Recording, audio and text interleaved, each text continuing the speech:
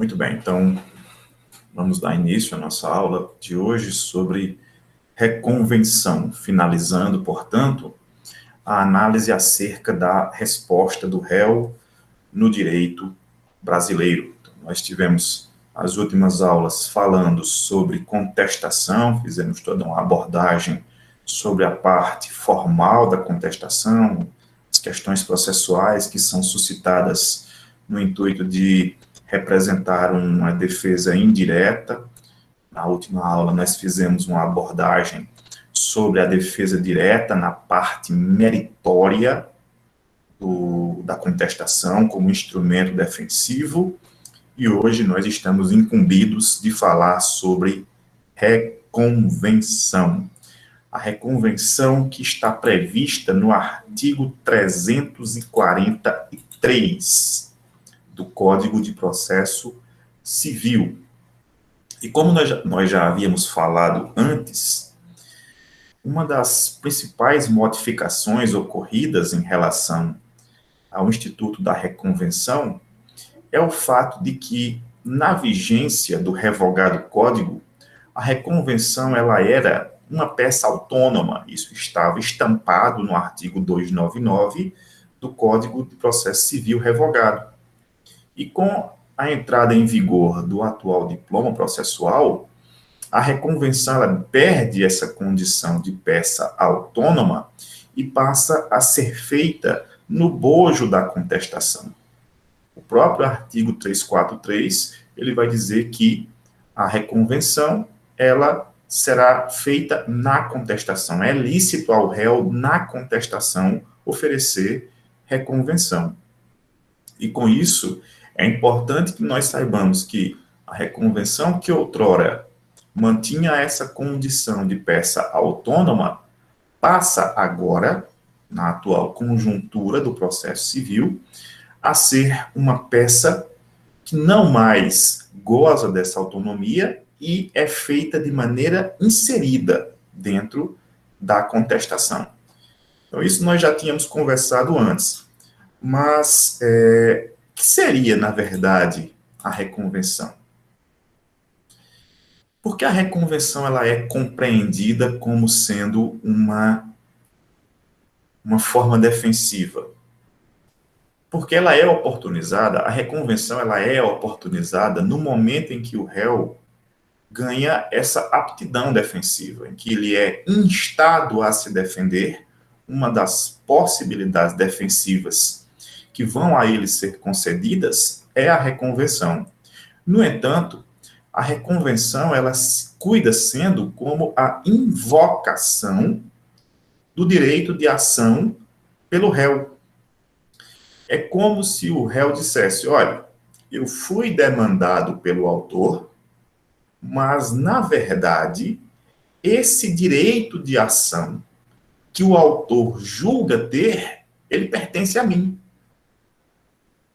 Logo, eu deveria estar propondo essa ação contra ele, e não ele contra mim. Pela reconvenção, o que há é o réu invocando a pretensão autoral, como se ele dissesse, olha, eu estou na condição de réu, mas, na verdade, de forma equivocada, porque eu deveria ser o autor, eu que deveria estar propondo essa ação, e não contestando essa ação.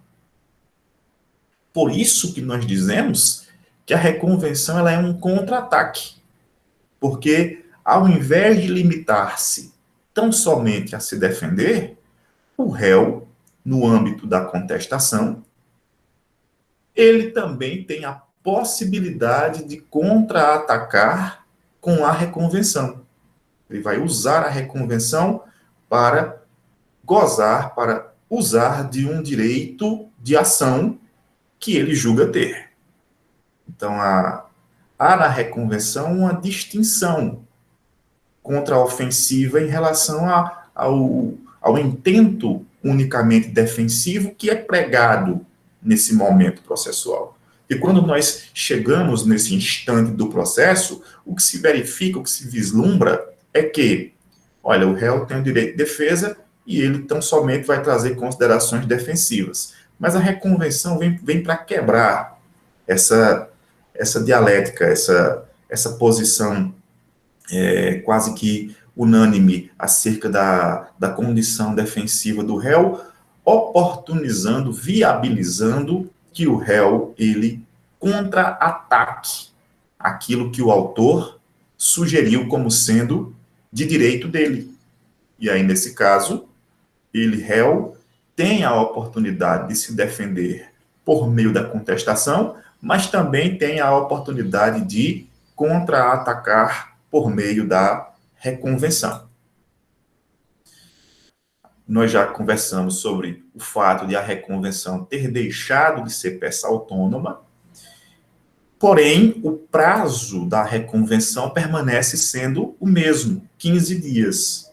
O mesmo prazo que é concedido para oferecimento da contestação é o mesmo prazo da reconvenção, até porque a reconvenção é feita dentro do bojo da contestação. E qual seria a conveniência, qual seria a oportunidade da reconvenção dentro da processualística civil? A reconvenção ela se faz possível quando houver conexão entre o pedido que está sendo formulado na inicial e aquele pleito que o réu está formulando na reconvenção. Porque vamos imaginar que o autor promove uma ação indenizatória contra o réu. Um exemplo. Vamos imaginar. O autor promove uma ação de reparação de danos contra o réu. Só que o réu, ele, ao ser citado, instado a se defender, ele diz, já que o autor promoveu uma ação de indenização contra mim, eu vou apresentar uma reconvenção contra ele, cobrando aquele cheque que ele me deve. Ele não honrou no prazo. E aí eu pergunto a vocês, a indenização proposta no pleito da inicial mantém correlação com a cobrança desse cheque? A priori, não. Não vislumbro nenhuma conexão entre esses dois argumentos. Então, essa reconvenção sugerida pelo réu é totalmente inapropriada. O réu ele poderia sim reconvir se ele entendesse que, na verdade, ele merecia a reparação de danos. O melhor dos exemplos que eu poderia passar para vocês é a situação que enseja a colisão de trânsito. Quando dois veículos colidem no trânsito, causando avarias em ambos os veículos, geralmente, ambos os condutores, eles entendem que estão corretos. Dificilmente alguém desce do carro dizendo, olha, eu estou totalmente errado, vou compensar o seu serviço, não se preocupe, eu vou indenizar o prejuízo que o senhor sofreu. Dificilmente isso acontece. Ambos eles já saem, e por muitas das vezes até saem exaltados, invocando um direito que eles julgam ter.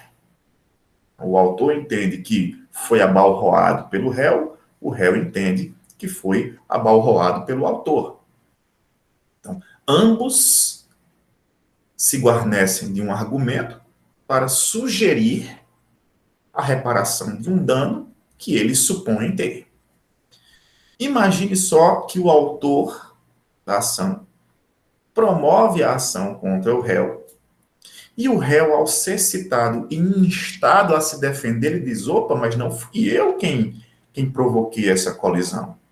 Na verdade, eu sou vítima dessa situação. Então, eu que deveria estar sendo indenizado e não indenizar ninguém. Então, nesse caso, nós temos uma nítida situação de conexão. São conectas as situações.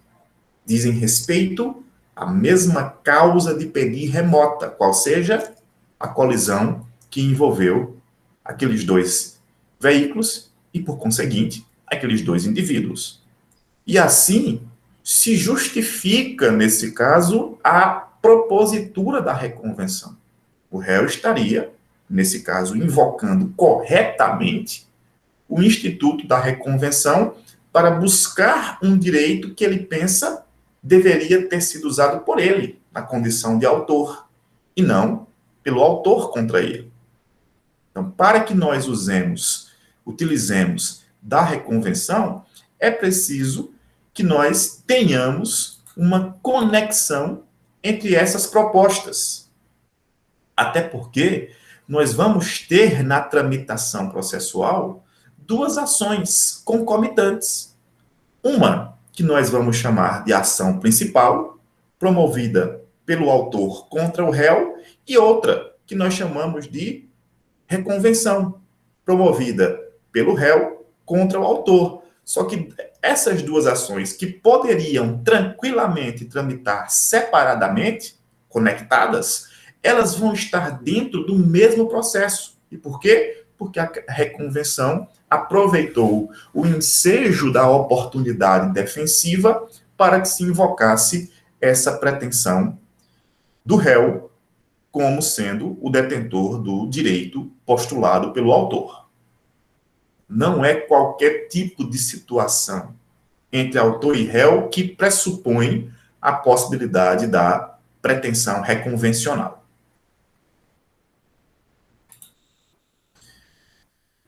Qual seria, de que maneira a reconvenção deveria tramitar? Como a reconvenção deveria tramitar? A reconvenção, ela possui um procedimento que está estabelecido no próprio artigo 343, em seus parágrafos, e que nós vamos conhecer um pouco de como funciona tal procedimento. Primeiro, nós já sabemos que a reconvenção deve ser proposta no âmbito da própria contestação. A reconvenção, ela perdeu, já falamos isso pela terceira vez hoje, perdeu a condição de autonomia. Ela é feita no âmbito da contestação. Ponto. Na reconvenção, o réu, a pessoa que ocupa a posição de ré na ação principal, na reconvenção vai ocupar a posição de autor, como se fosse uma inversão de polos. Não é uma inversão de polos. É como se fosse, mas não é. Por que não? Eu vou explicar isso para vocês. Mas o réu da ação principal, na reconvenção, ele funciona como autor. Não é que ele virou autor. Ele ocupa uma posição como se fosse autor. Já o autor da ação principal, na reconvenção, ele ocupa a posição como se fosse de réu. Então, para facilitar a compreensão, nós dizemos que no processo principal nós temos o autor e o réu. Tudo bem. Então, na ação principal, que foi aquela proposta mediante a apresentação de petição inicial, nós temos autor e réu. Na reconvenção, para que nós não façamos essa confusão, nós dizemos que aquele que está manejando a reconvenção, que é, na verdade, o réu da ação principal, ele será chamado de reconvinte. Se você quiser, nada obsta a que você o chame de réu reconvinte. Sabe por quê? Porque ele é o réu da ação principal e não deixa de ser réu. Não é o fato de ele ter proposto a reconvenção que o transforma em autor. Ele só ocupa uma posição como se fosse de autor, mas ele continua sendo o réu da ação principal. Então, para facilitar a nominação dos envolvidos, nós o chamamos de reconvinte ou réu reconvinte. Está promovendo a reconvenção, invocando o direito que o autor pensa a ele pertencer. Já o autor da ação principal, na reconvenção, ele é chamado de reconvindo. Se você quiser, pode chamá-lo de autor reconvindo. Ele ocupa a posição de réu na reconvenção, mas ele não vira réu por conta disso. Então é importante dizer que é muito comum nas leituras feitas junto à doutrina pátria, é muito usual nós observarmos estudiosos do processo civil dizendo que ocorre uma inversão dos polos. Eu respeito com muita humildade, mas eu discordo. E quem diz isso não é a minha pessoa, é o próprio código. E eu vou tentar apresentar isso para vocês. Ao ponto que o próprio texto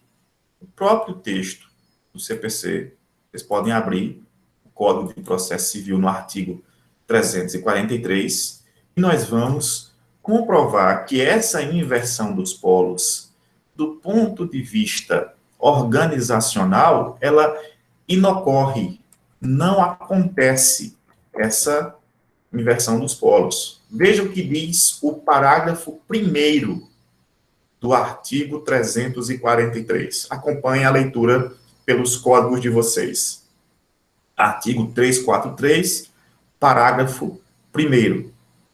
O legislador diz: proposta a reconvenção, o autor será intimado.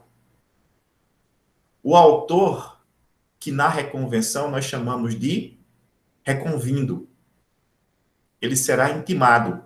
Com qual finalidade? Para apresentar resposta no prazo de 15 dias. Veja, o código continua chamando ele de autor, porque na reconvenção ele só vai ocupar a posição de réu, mas não deixa de ser autor. Ele é o autor da ação principal. Ele está aqui, na ação principal, promovendo a ação. Na reconvenção, ele ocupa a posição de réu, mas ele não vira réu, ele continua sendo autor, e o próprio código enseja isso. Crava isso. Proposta a reconvenção, o autor será intimado na pessoa de seu advogado para apresentar resposta no prazo de 15 dias. O parágrafo 3º vai dizer: a reconvenção pode ser proposta contra o autor e terceiro. Continua sendo autor. No parágrafo 4º se diz: a reconvenção pode ser proposta pelo réu. Essas pessoas, elas continuam a manter essas nomenclaturas. Porém, para fazermos uma diferenciação, é muito mais sadio que nós chamemos autor e réu na ação principal e que na reconvenção nós os chamemos de reconvinte, o réu funcionando como reconvinte, o autor atuando como reconvindo. Uma vez oferecida a reconvenção, o reconvindo, que é o autor, ele será intimado. Essa intimação, ela não é pessoal. A intimação não é pessoal. A intimação ela é feita na pessoa do advogado. Nós não podemos dizer que o autor, o reconvindo, será citado. Ele não vai ser citado. Ele será intimado.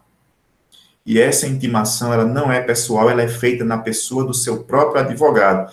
Ah, professor, e ele tem advogado? Tem sim, gente, porque foi ele quem promoveu a ação inicial mediante a apresentação de petição inicial. Então, uma vez oferecida a reconvenção, o reconvindo será intimado na pessoa de seu advogado para que ofereça defesa. E essa defesa, ela, em regra, será uma contestação. Então, eu vou contestar a reconvenção. Mas será que eu posso reconvir da reconvenção? Posso sim. Não há nenhuma proibição para que eu possa reconvir da reconvenção. E aí você pode estar pensando, professor, mas isso é legítimo? Isso é correto? Olha, gente, não há nenhum impedimento. Isso não é comum. Mas é possível, principalmente se a reconvenção trouxer um fato novo, um fato que precise ser observado. E aí, nesse caso, isso estaria absolutamente tangível, alcançável, do ponto de vista de se reconvir de uma reconvenção. Só para ilustrar isso para vocês, eu vou pedir para que vocês abram aí seus códigos. no artigo 702,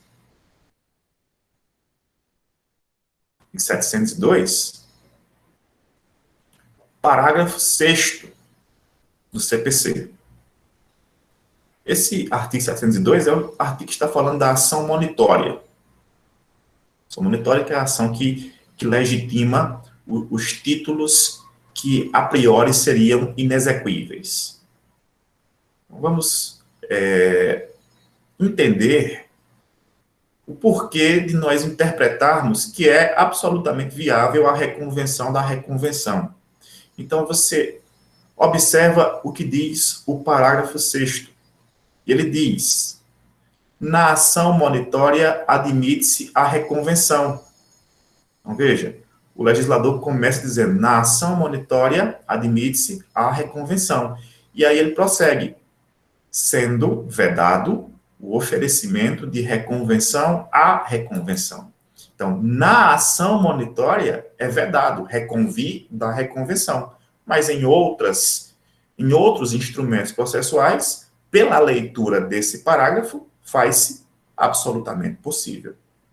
Então, o autor reconvindo, ele será intimado, não é citado, é intimado. E essa intimação não é pessoal, é na pessoa do seu próprio advogado para oferecer resposta, que pode ser uma contestação, pode ser uma outra reconvenção no mesmo prazo de 15 dias. É o que sugere a interpretação do parágrafo 1º do artigo 343. O parágrafo 2º nos ensina que, se houver a desistência da ação principal, por exemplo, o autor, ao tomar conhecimento de que o réu propôs uma reconvenção, ele pode pensar o seguinte, de maneira desinformada, é claro, ele pode pensar isso.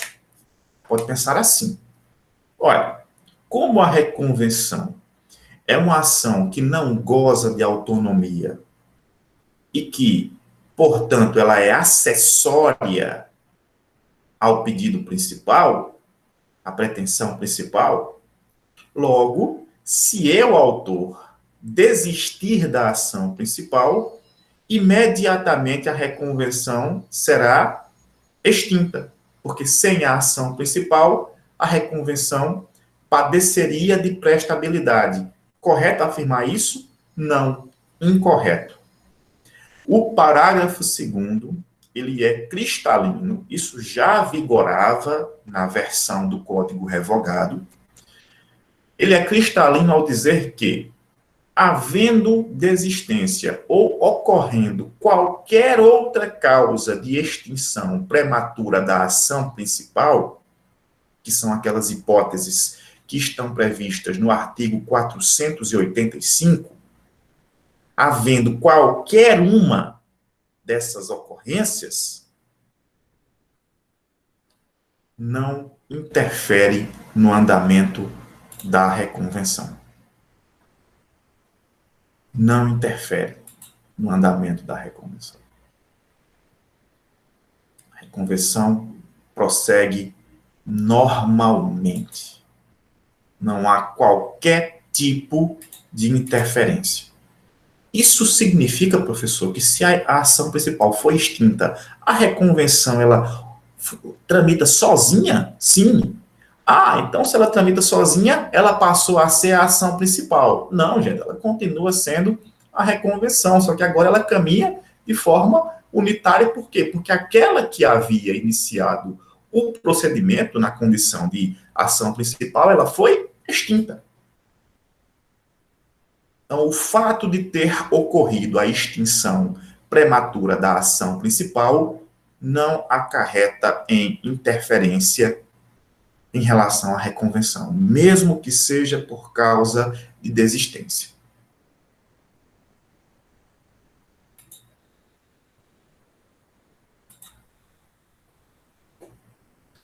A reconvenção pode ser proposta por terceiros. Terceiros podem promover uma reconversão? Então, imagine que A promove uma ação contra B. A promove uma ação contra B. As duas partes envolvidas, A e B. A reconversão foi proposta por C contra A. Isso é possível? Opa, calma aí. Na ação principal, nós temos duas partes envolvidas, A e B. Na reconversão, nós temos C e A. Isso não parece ser possível. E realmente não é a priori. A princípio, isso não é. A promove uma ação contra B, C promove reconversão contra A. Isso é possível? Não. Não é possível. Um terceiro sozinho não pode promover uma reconversão contra o autor. Professor, e se o terceiro atuar junto com o réu, formar um litisconsórcio reconvencional? Pode? Aí pode. A promove uma ação contra B, C e B promovem uma ação contra A. Aí pode. Por quê? Porque C não está sozinho. C está acompanhado do réu da ação principal, do reconvinte. E aí, nessas condições, a reconversão pode ser proposta, sim, pelo réu contra o autor, esse réu estando acompanhado de um terceiro. Terceiro esse que não funcionaria, a princípio, na ação principal. Então, se fosse sozinho o terceiro na reconversão, a reconversão não poderia prosperar. Não pode prosseguir. Teríamos uma ilegitimidade ad causa a ser suscitada. Mas, e se fosse acompanhado do réu? Aí sim, porque o réu é o reconvinte de imediato. E aí, nesse caso, se o terceiro, quer ser, estiver acompanhado da outra parte, que é o réu, em litisconsórcio, isso se faz perfeitamente possível. A mesma coisa acontece no contexto inverso. O réu reconvinte pode promover uma ação contra um terceiro? Então, imagine só que a ação foi promovida por A contra B. A promove uma ação contra B. B promove reconvenção contra C. A e B são os sujeitos da ação, são as partes da ação principal. B e C na reconvenção, opa, isso não está sintonizado. Não pode. C sozinho não pode ser o reconvindo. O terceiro, de maneira solitária, não pode ser o reconvindo. Mas e se for junto com o autor? Aí pode. A promove uma ação contra B, B promove uma ação contra C e A. Aí pode. Estando em um litisconsórcio, o terceiro pode atuar na reconvenção, tanto na condição de reconvinte, tanto na condição de reconvindo, desde que esteja acompanhado por um dos envolvidos na ação principal. Tudo certo?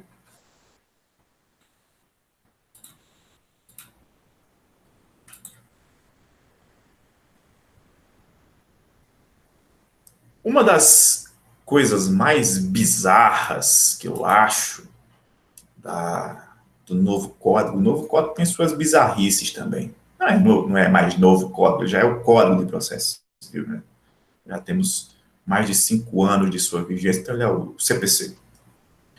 O que o CPC traz de bizarrice, aparece muita coisa, mas o parágrafo 6º do artigo 343, ele é de uma bizarrice sem tamanho. E por quê? Porque ele acaba desmentindo aquilo que nós dizíamos no começo da nossa fala. E o que é que nós dizíamos no começo da nossa fala? Nós dizíamos que a reconvenção deixou de ser uma peça autônoma e passou a ser uma parte integrante da contestação. Nós aprendemos isso. Ela deixou de ser uma peça autônoma e passou a ser um tópico da contestação. Mas olha o que nos diz o parágrafo 6º, eu fiz questão de sublinhar para vocês aí no slide.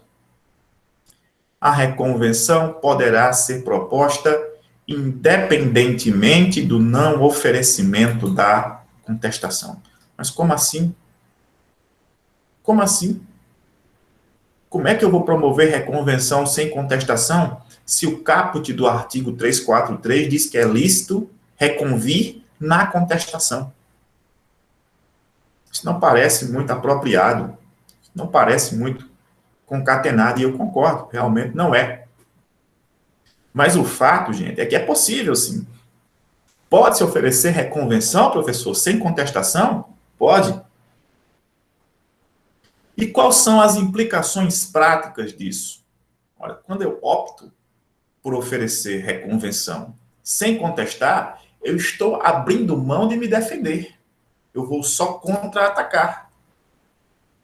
Eu abro mão daquela defesa técnica, aquela impugnação específica que eu faria uso no instrumento da contestação, em refutar, em rebater cada ponto fático alegado na inicial, eu acabo dispensando. E aí eu vou para o contra-ataque. Quando eu resolvo só reconvir e não contestar, eu estou dizendo, olha, eu não tenho nada para me defender, eu tenho algo para invocar como sendo meu. Um direito que eu invoco como sendo meu. Com isso, o legislador, ele acaba sendo salvo com essa possibilidade. Quando eu opto por reconvir tão somente, eu estou denunciando com a minha fala, com a minha opção, de que eu não quero exercer o meu direito de defesa, eu quero tão somente contra-atacar, invocando em meu favor a pretensão autoral. No entanto, eu reafirmo, é possível, por mais bizarro que seja, é sim possível que haja a reconvenção sem a contestação.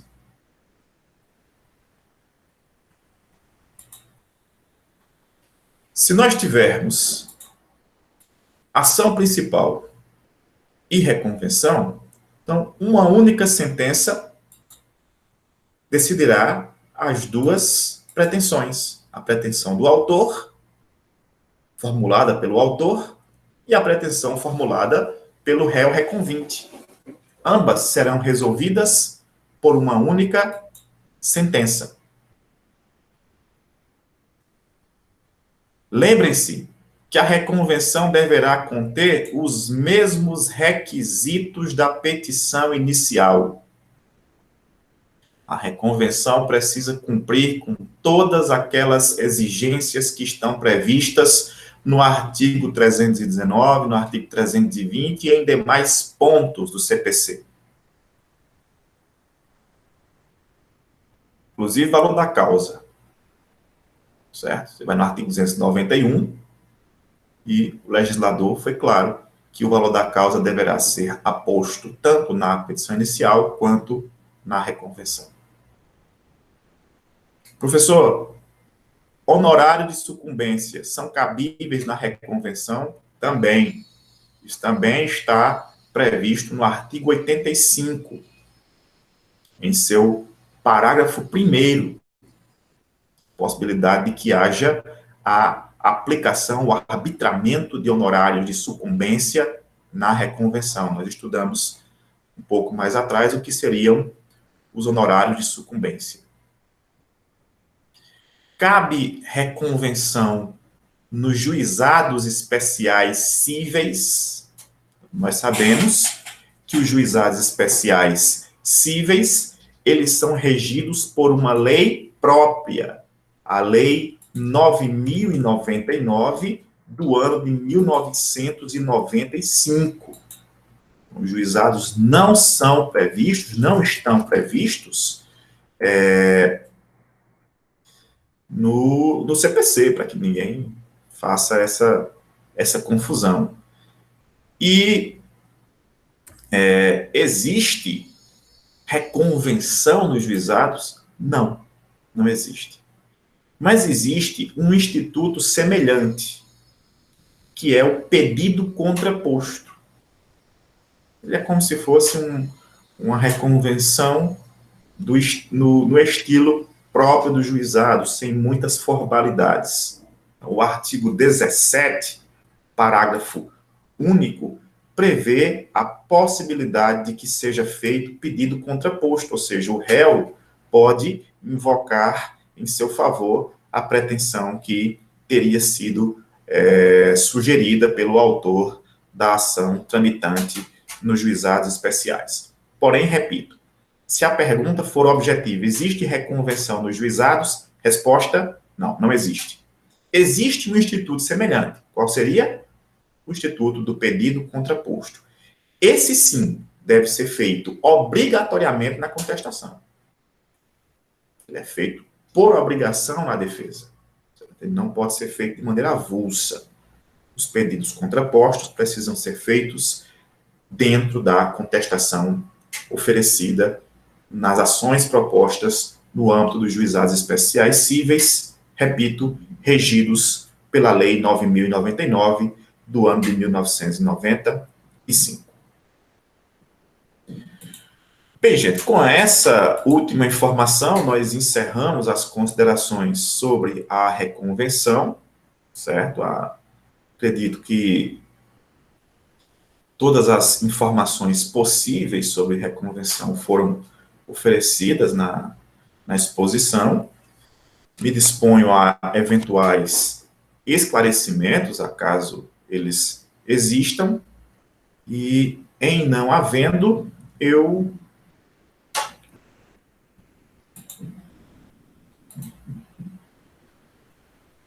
encerro por aqui.